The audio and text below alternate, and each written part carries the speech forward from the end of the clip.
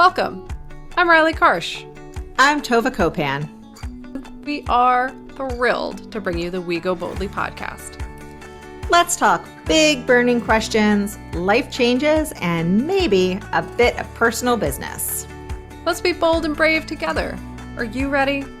I am. Here comes the show.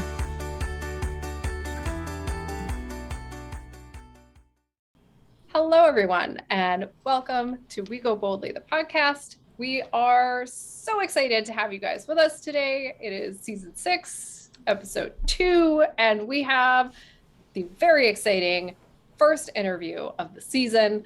I'm excited, if you can't tell, because I am giggling and excited.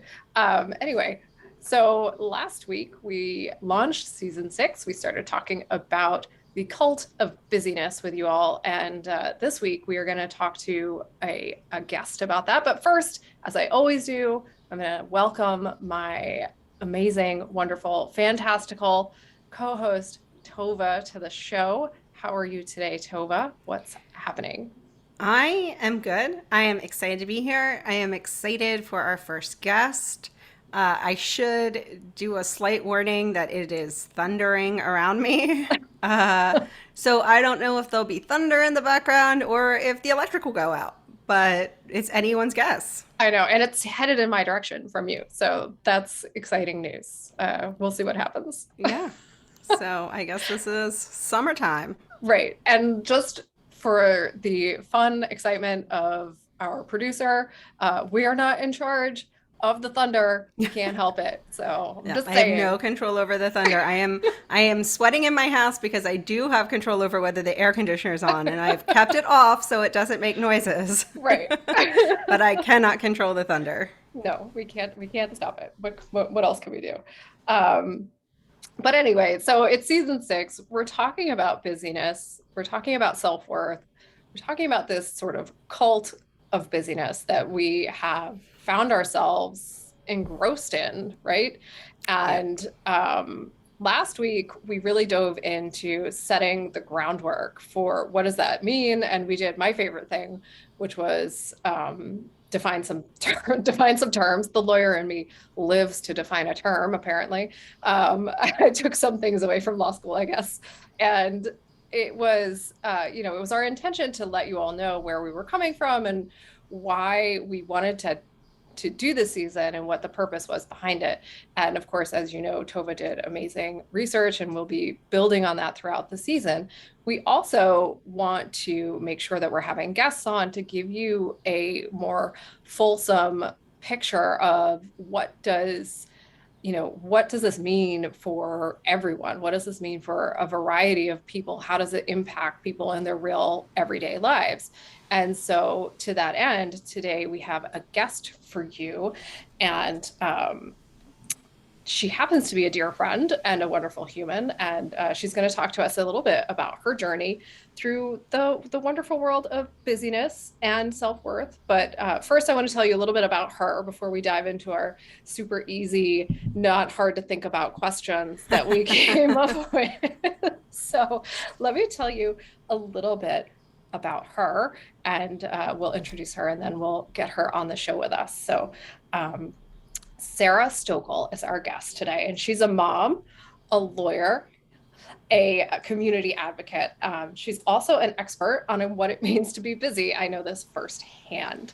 So she holds down a day job running a small talent development consultancy, and she also volunteers her time. Just wait for this list. This is a long list of volunteering, so I'm going to get through it all. I have to look at my notes, y'all. So I'm saying y'all because she lives in the South.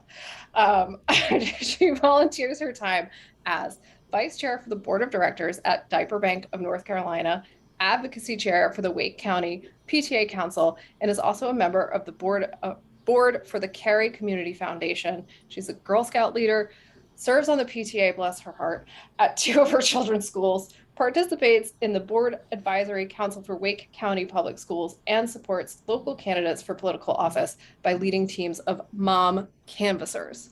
That's a lot of stuff. That's a whole lot of stuff.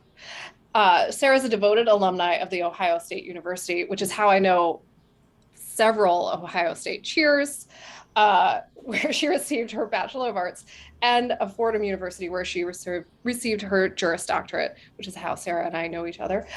She lives in Cary, North Carolina, with her husband, John, and their three amazing children. She enjoys sewing, riding her horse, and occasionally, one of my favorite things, embarrassing her oldest daughter by singing in public. So, welcome to the show, Sarah. How are you today? Thank you so much. I'm great. It's great to have you on. We are thrilled to have you here. Your list of things that you do is extensive. It's really, really extensive. So I'm excited to have this conversation with you, and I'm excited to get your perspective on some of the stuff we have talked about and that we're going to be talking about this season. I'm going to let Tova dive in with the first question. It's a real not softball. It's a not a Yeah, no, softball it's question. super easy. It's super easy. Bring it on. How do you define success in your life? I think success is a deeply personal, it's a deeply personal thing. For me, I think success kind of comes down to, um, not to get like super meta, but like when I die, will I feel like I left anything behind? Did I do the things I wanted to do? Did I live the life I wanted to live? And is this, version of success something that you've carried with you for a long time? I think no, it's not. I think originally, when I was a much younger person, sort of starting out on my professional journey and adult journey, I thought success meant that um, I would be more financially successful. That was my definition. It was about having esteem in my profession, making lots of money, having enough money to afford things. I think when you grow up in a home where money is at a premium, and resources are at a premium, that takes on a lot of value to you. And so, for me, that was sort of my vision, was like to just always have enough money that I didn't have to worry anymore. But once I achieved that, I realized that that really wasn't going to be what made me a satisfied adult. And my definition changed. Yeah, you bring up your sort of family dynamics, and I think this is a really important part of the conversation for most people when we're talking about sort of defining our personal success. And I agree, it is very much a personal definition. How was how was success defined in your family versus now? Like, how did it influence you? And can you sort of elaborate more on what that experience was like? So when I was growing up, my mom went back to college, but neither of my parents completed college when they were young. But my mom returned to college when I was in, I want to say, second grade, to become a teacher. And so I got kind of a front row seat to watching her go to college. And she got her bachelor's degree. Eventually, she got her master's, and that was very formative to me. And my dad also owned a small business, and so he sort of authored his journey. Ultimately, that was quite successful. He recently retired, which was a big deal. But sort of watching my parents like sort of have these goals that they would work toward, um, and always kind of be trying to do better was very formative for us. I'm the oldest in a blended family that had 7 kids when I was younger. Um, that's changed since then, but it was a pretty big family when I was growing up, and in 2 different households. And with all those things circling around, all of us kids did grow up to, be happily married and able to care for ourselves and to have professional opportunities. And so I do think that those sort of role models were healthy and good in a lot of ways. Do you feel like the emphasis was put on personal success or on sort of mainstream success, meaning like success as we would see in a movie, right? Like, Mm. um, success defined by the job you have or the car you drive or the title you hold or things like that. My my family, I think, defined success as self-sufficiency. Just being Mm-hmm. able to take care of yourself was kind of like good enough. My drive to sort of do better than that was something that kind of came from me. I don't Mm-hmm. think it came from my parents, so to speak. I think might have come from my school. I went to a private Catholic school for high school, which was fairly wealthy, and I was not wealthy. My parents had to really stretch, and I had to work at Wendy's to help pay tuition. Like it was hard for us to put me to school there, but we made the strategic decision to do it because it was a really good education, and I was very successful in that environment. And so for my parents, they were sort of like, well, we can help you get through high school, but by the time you get to college, you're on your own. And so just doing it and getting through it was for them, like that was success. Like, good job, Sarah. For me, though, being around all these wealthier people, I sort of felt very inferior. And so my own definition of success was sort of defined by this idea that, like, I'm not like them, I need to be like them. So you sort of maybe answered this already when you said sort of what your parents' expectations were of you, but as a kid, like before we were talking about big life expectations, but just like on a smaller level in your home growing up, like what behaviors warranted positive reinforcement? Like where were you kind of given a, that a girl, Sarah? I mean, I definitely got positive reinforcement from achievements, definitely. Whether they were educational achievements or whether it was I played piano and I did well at a piano recital or a dance recital or did I have a piece in the kids art show? I was a very much an achievement oriented kid, and I was bright and I was successful, so I would get positive reinforcement and I would keep going. Is Go ahead, Sarah. that, yeah, so have you taken a similar approach? I know you're a parent of three. Have you taken a similar approach to your kids? I'm less focused on academics. I actually put them in early childhood programs for preschool that were specifically non-academic. I wanted them to have a lot of play and a lot of experiences and a lot of self-direction in their learning, because I think that ultimately, like, learning to like learning for its own sake and not because of that exterior reinforcement you get is really important. I remember when I first started working as a young mom, I had read some research that said it's actually okay if you can't make every baseball game or every piano recital, because that helps your children to learn to enjoy the activities for their intrinsic value and not because they're performing for you. And that allowed me to let go of some guilt when I can't attend everything or be part of everything. Um, am I perfect at this approach? Probably not. I admit that. But it does inform my parenting. Yeah. I mean, I don't think anyone is perfect at any parenting approach, just to put that out there. I know I'm not. Not that that means everyone else wouldn't be, but it's pretty hard to be perfect at any parenting approach. But do you feel like you're as a young person coming up, do you feel like a lot of your personal value and your self-worth was tied to that sense of achievement? Do you feel like that happened for you? I know our generation, and we're all around the same age, that was very much part of our childhood experience, right? And that was very much the teaching style at the time. And it certainly is to some extent today. But do you feel like that sort of kind of infiltrated your system as well? Yeah, and I think too, I was the oldest of a whole bunch of kids, and I think anytime that you can feel like you get status and praise from your parents when you Yeah. have a lot of siblings, you're gonna do that thing that gets you that status and that praise. So absolutely, yes. Yeah.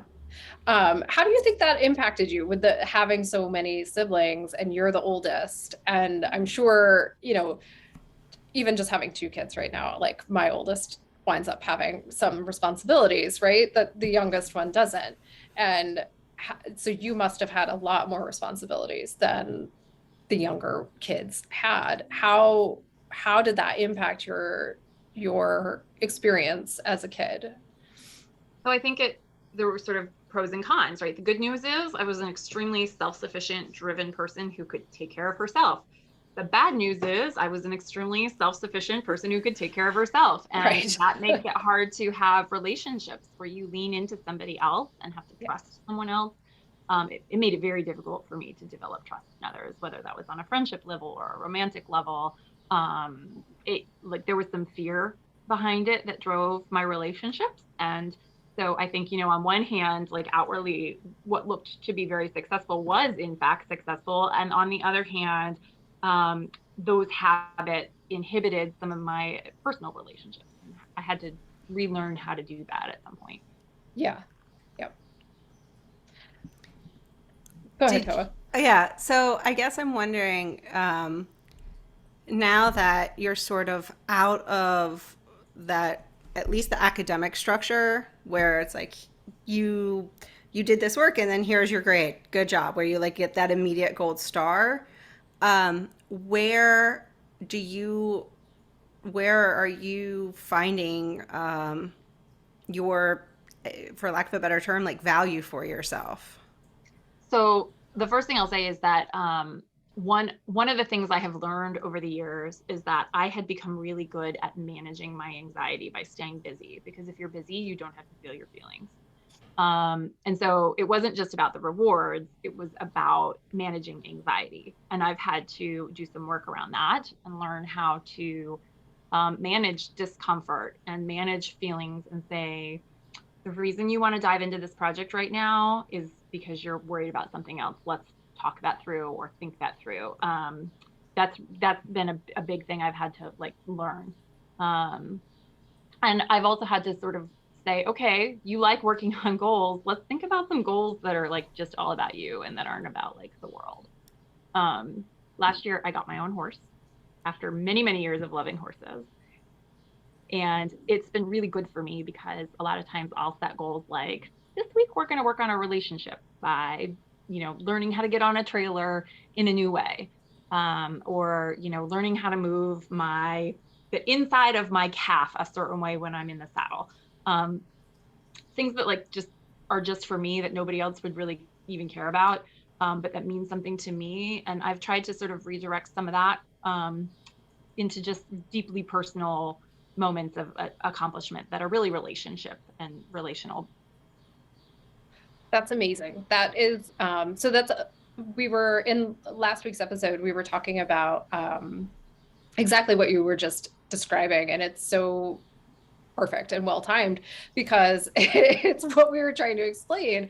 And it is that the difference between setting goals for the sake of being busy and achievement and seeking validation from some external source in order to build up your own self-worth versus setting goals and seeking achievement, if you will, for the sake of internal validation, right? And finding a way to build up your feelings of self-worth and positive feelings about yourself through these sorts of achievements that are really about you. And it's something that we don't celebrate in our culture. It's something that we don't identify and build up even from childhood on. We don't focus on our kids celebrating their own successes in a way that isn't about getting a gold star or isn't about somebody else saying you do this thing and then you get ice cream at the end of it, right?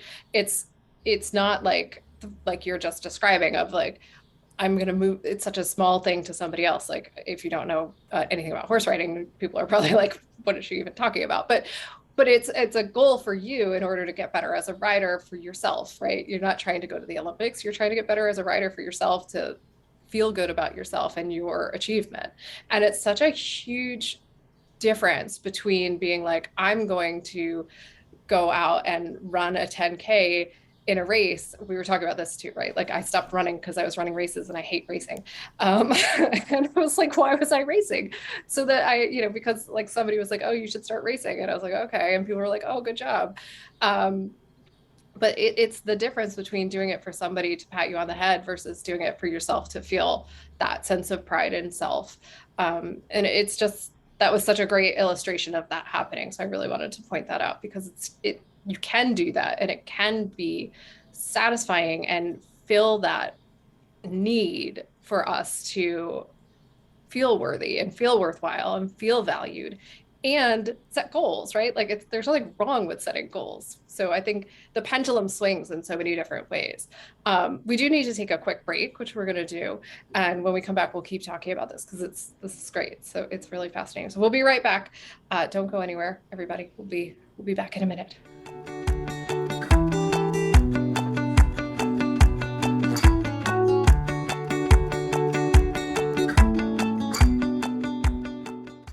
Know what I really love to do?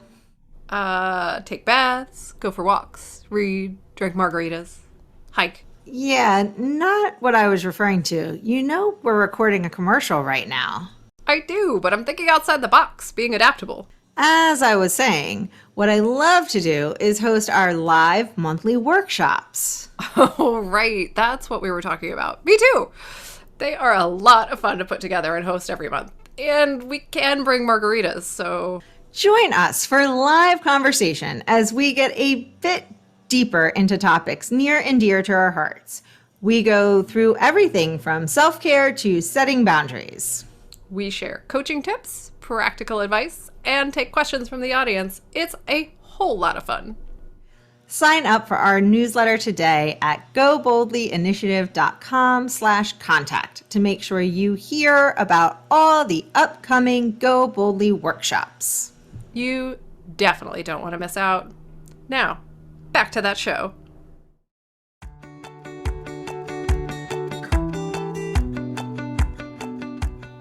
Okay, so welcome back, everyone.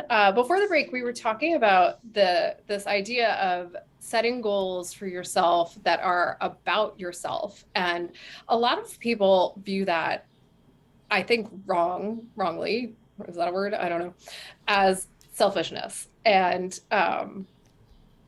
selfishness gets such an unfair rap in our culture. I don't know if anyone else agrees with me, but I think we need to be more selfish with our time and our goals, because especially as moms, because how much time do we spend giving, and Tova and I's least favorite thing, filling up our cup so that we can pour it out on somebody else. Right? Like, unless I'm throwing it in someone's face, my cup is not getting filled up for anyone else anymore. Which is not nice, but whatever. I'm salty today. Sorry, everybody. So, I think understanding that we can set these goals for ourselves and we can work on our own feelings of self-worth is extremely important. How did you, I know you well enough to know that you weren't always there. How did you get from sort of point A to point B, Sarah? How did you get from the place where you were at, where that wasn't your reality, to the place where you could sort of make that connection? Well, I will say that in my late 20s, early 30s, I had a fantastic therapist with a marriage and family therapy background who I did a lot of personal work with to try to be a person who could have better anxiety management strategies, who had a better understanding of how I was raised and what my drivers were and what would make me happy and what wasn't working. So I did a lot of work there. But I also think some of it was just time and just the kind of learning and growing that you do over time. I'm 42 now, and I will say that when I turned 40, something kind of broke in my head where I stopped caring quite as much what people thought. Not that I don't ever care, I certainly do, but I started to just feel a lot more confident in who I am, what I stand for, what I believe in. And I started to care less about people who feel differently.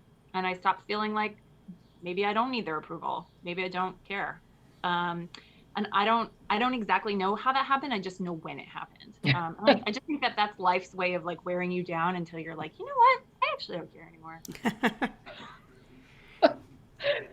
You talked a bit before about how, I mean, I know you sort of have adjusted, and I think this is something we all have to think about, especially those of us who grew up when we did. Like, we are all goal oriented, and we have been told that like this is the expectation.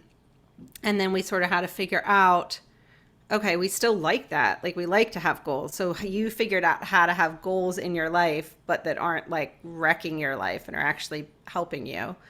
But you also said that you were filling yourself with busyness so that you wouldn't have to feel your feelings. And what we just said on the last episode is that, being busy, which you clearly are, if you're doing all of the things that Riley said you're doing, and busyness are not the same thing. Mm-hmm. So how did you, in your life, which is clearly busy, make sure that you found that time for space so that you weren't filling it with this feeling of busyness?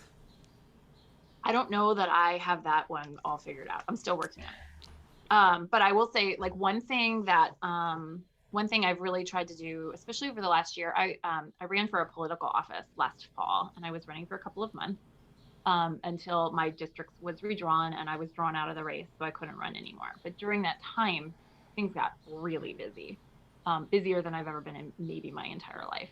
And my husband and I started sitting down every evening together, and we would have a cup of tea or something, just, and we would just like look at each other and talk, which, by the way, we weren't doing before when we weren't that busy, which we should have probably been doing. But like we would have to be very deliberate and say, it's time for our daily check-in. How was your day? My day was this, and this. How was your day? And I think there does have to be some deliberateness about it sometimes to say, pause, let's back up, let's ask a few questions.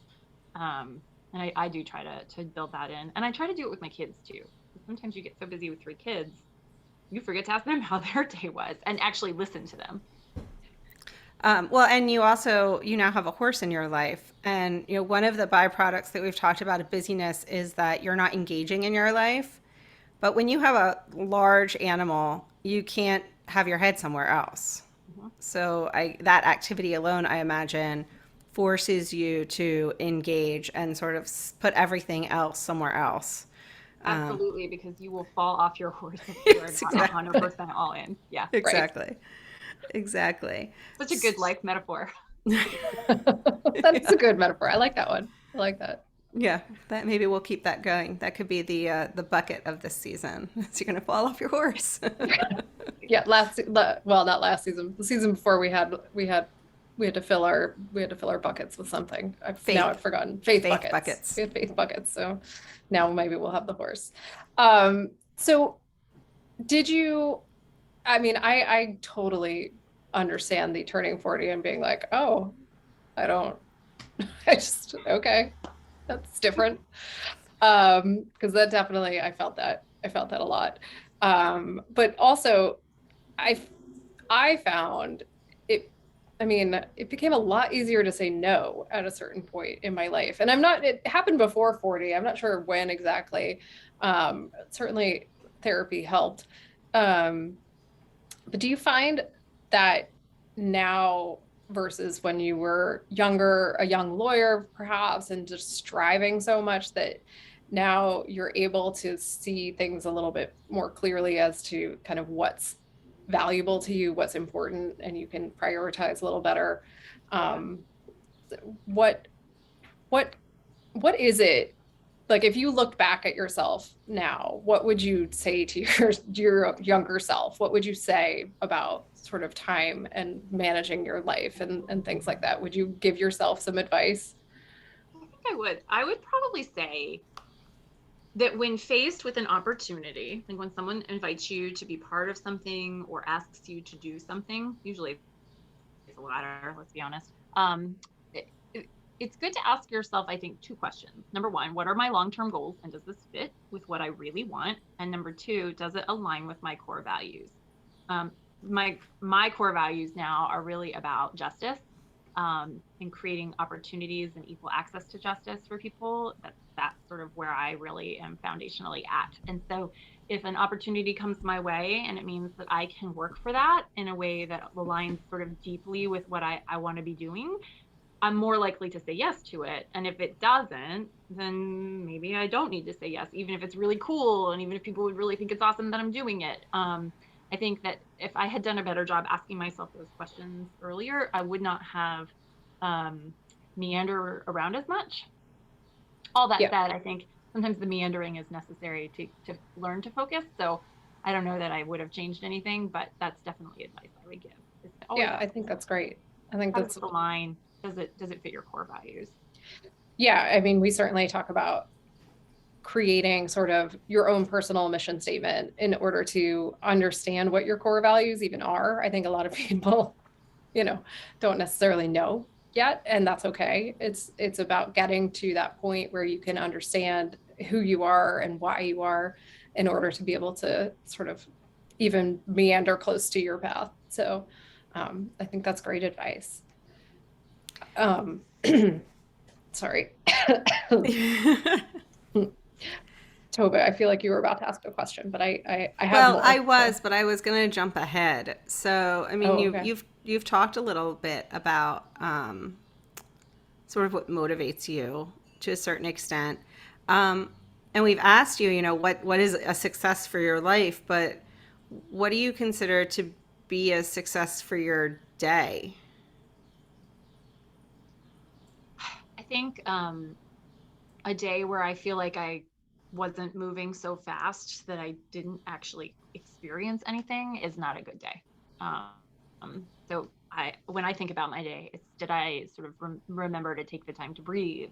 That I remember the time to think to be present, and really make sure that the work that I'm doing is sort of like soul work in a certain way. Did it like make me feel like better and more whole, or do I just feel drained and exhausted? And you can't get rid of days when you feel like drained and exhausted. They're going to happen. But if they're happening all the time, then you're not having a good day. Do you take an inventory at the end of your day? Like, do I know it sounds like you and your husband made a point of it, at least during the campaign, but Mm-hmm. do you personally sort of check in with yourself at the end of a day, or do you attempt to? It's a really good idea. I haven't. I might start though. Yeah, Tova and I have both been trying to create a nighttime routine for a while now. So it's on our agenda. And it's for me, I really want to start with, well, I would like to meditate at night, but I would also like to start writing down gratitude at night. Because it's great to start the morning with those things, but it's also, I think, a nice way to close out your whatever you've done for the day, You know what recognizing. I do at the end of the day sometimes?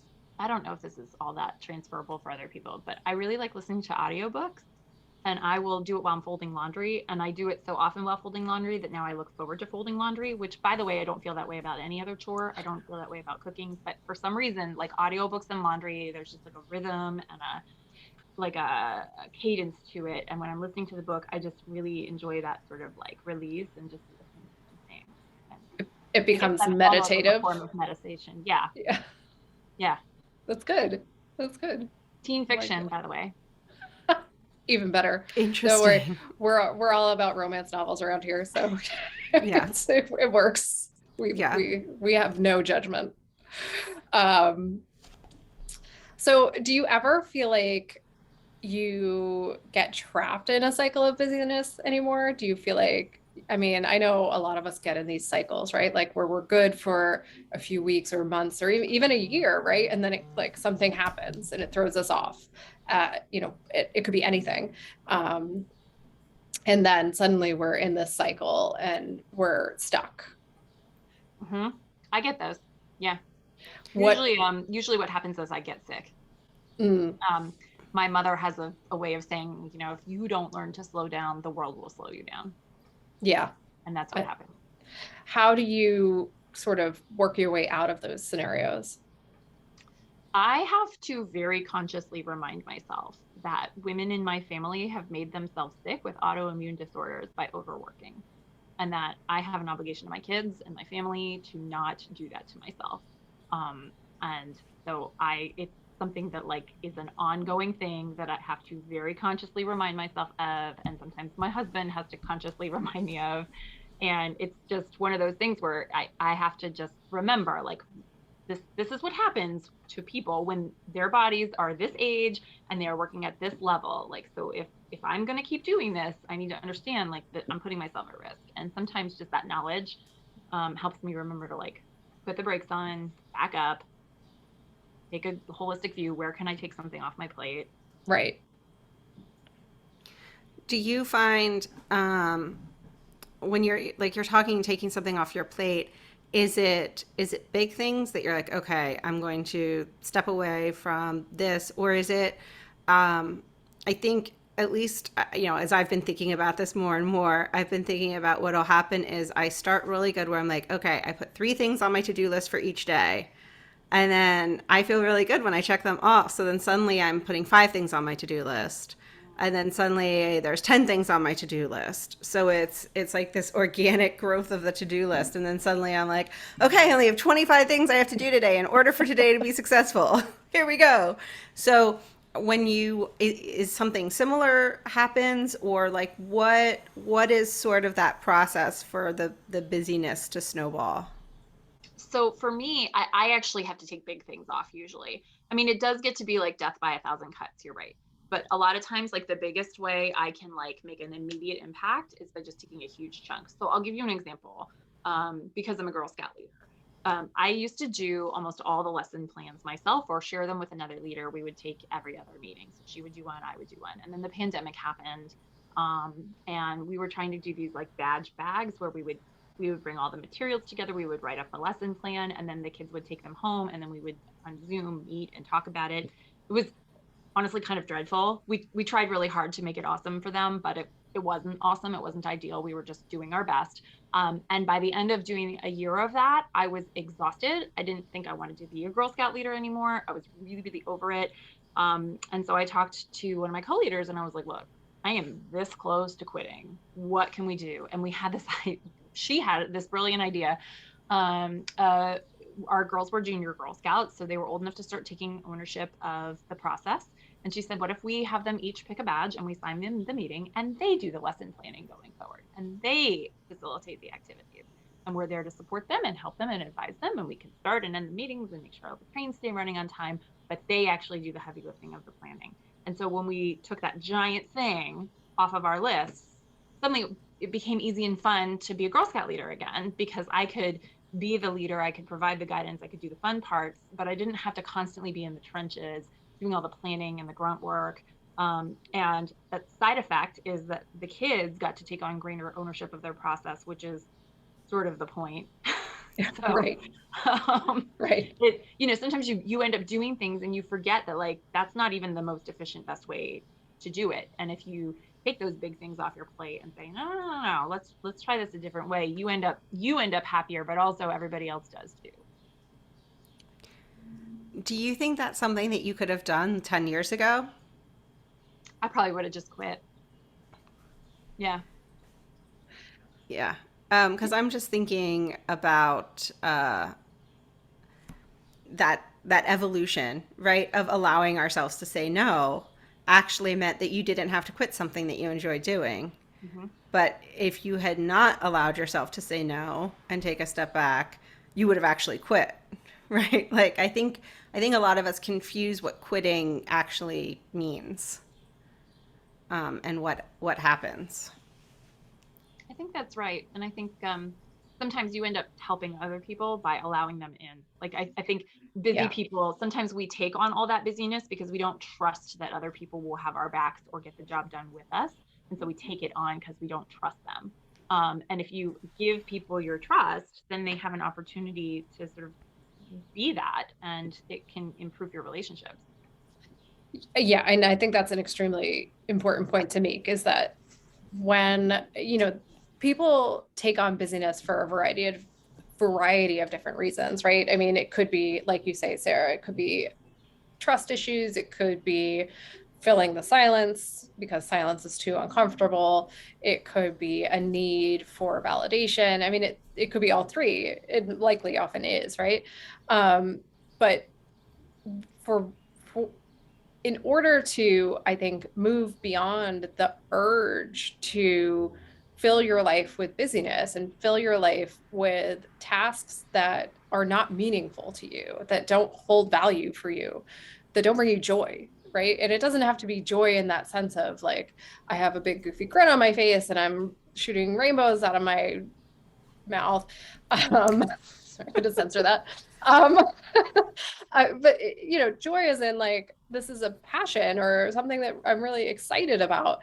In order to get to the place that we want to be, we have to start looking at these things we're filling our lives with intention, right? We have to start looking at them as if they are things that we either actually care about or things we're just doing without even realizing we're doing them.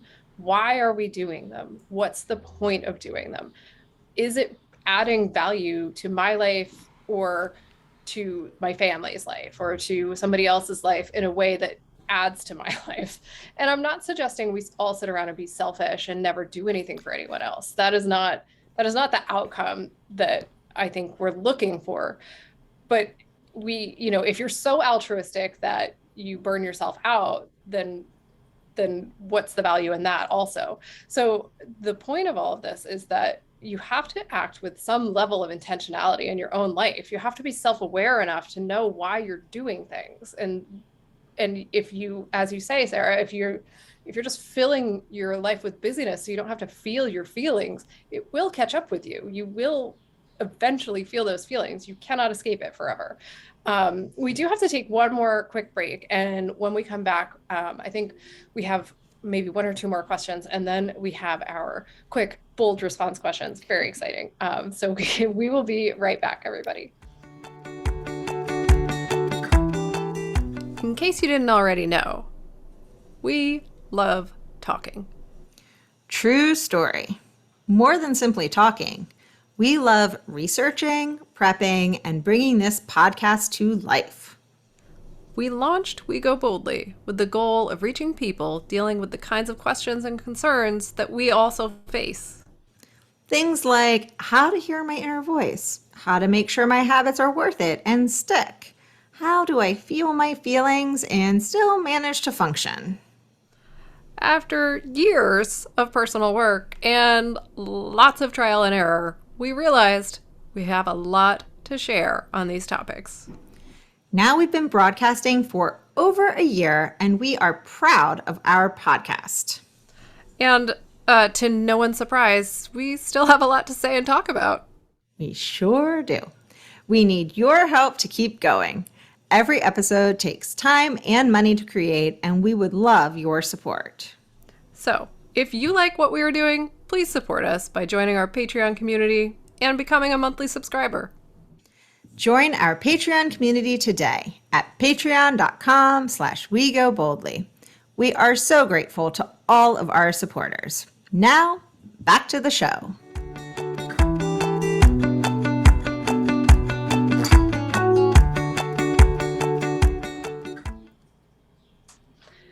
Okay, welcome back. And Tova, these are supposed to be your questions, but I'm stealing them. Go I'm for a it. stealer. I've stolen some of yours, so it's fine. I'm a thief.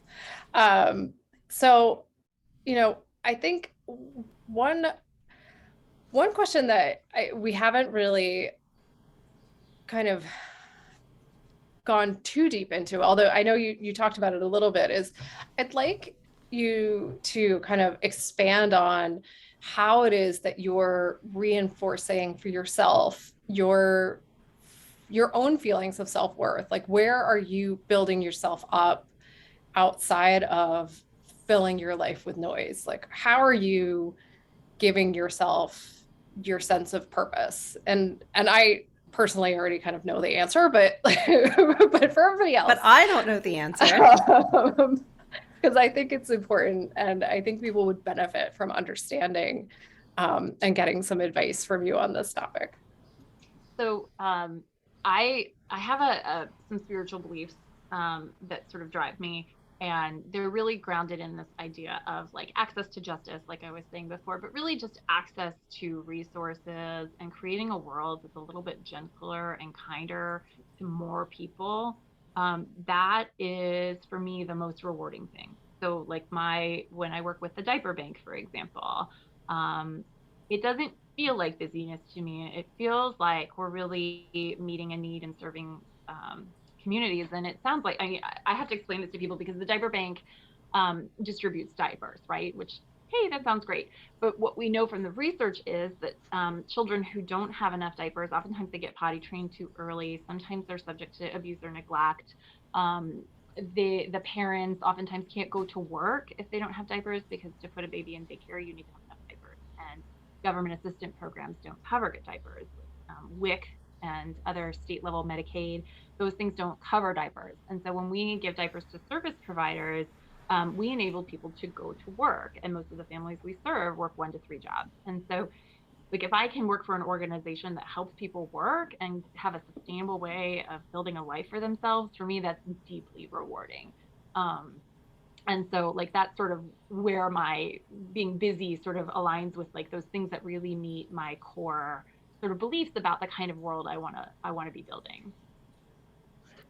Well, you sort of, I don't know how to make this, how to say this without swearing. So I'm just going to say, I've recently seen a lot of things that say this. And as I'm sitting here, I'm realizing I'm going to be like quitting a lot of things as a result of this season. Like, Yes. I'm like, oh my gosh, there's so much coming off my plate and leaning into more things. But there's this concept of unless you can say, I'll just, expletive yes, whichever expletive you want, the answer is no, right? And it's almost like Marie Kondoing your life. Like, unless you love that thing so much that you want to hug that t shirt, you get rid of it. And the thing that I think is important for all of us to remember, especially those of us who are these high achiever, goal setters, busy people, is that it could be someone else's big yes. Like, just because it's not our big yes doesn't mean it's not someone else's big yes. And wouldn't it be better to have that person in that role than to have you going like, it's okay, I guess. Like, I don't dislike it. It's fine. And so just hearing you talk about what's important to you, um, just sort of confirms that concept because like you said, it goes back to this idea at the very beginning that busyness is a feeling. It's not the same as actually being busy, because you can have the diaper bank fill up your life, but it's doing it in a way that is filling you up for yourself, not for anybody else, just so we're clear. Yeah. I'm not gonna And by the way, I will add that I actually told the diaper bank I wasn't available to help with something today so that I could be with you. Like sometimes I do that, right? You don't have to always say yes to everything, even when you love it. Yeah. right. Yes. Excellent point, right? Like just because you love just because you love something today doesn't mean you're going to love it in 5 years.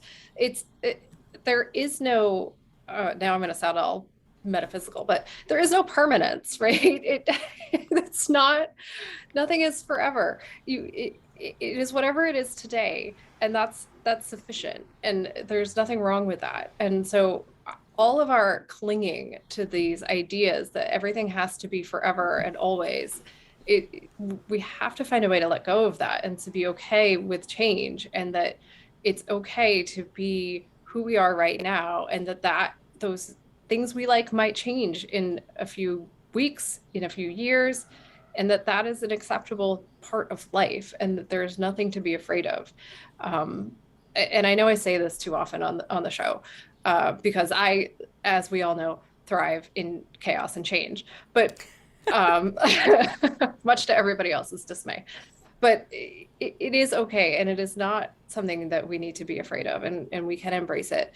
I know we're keeping we're running long on this episode. I'm not surprised by that fact.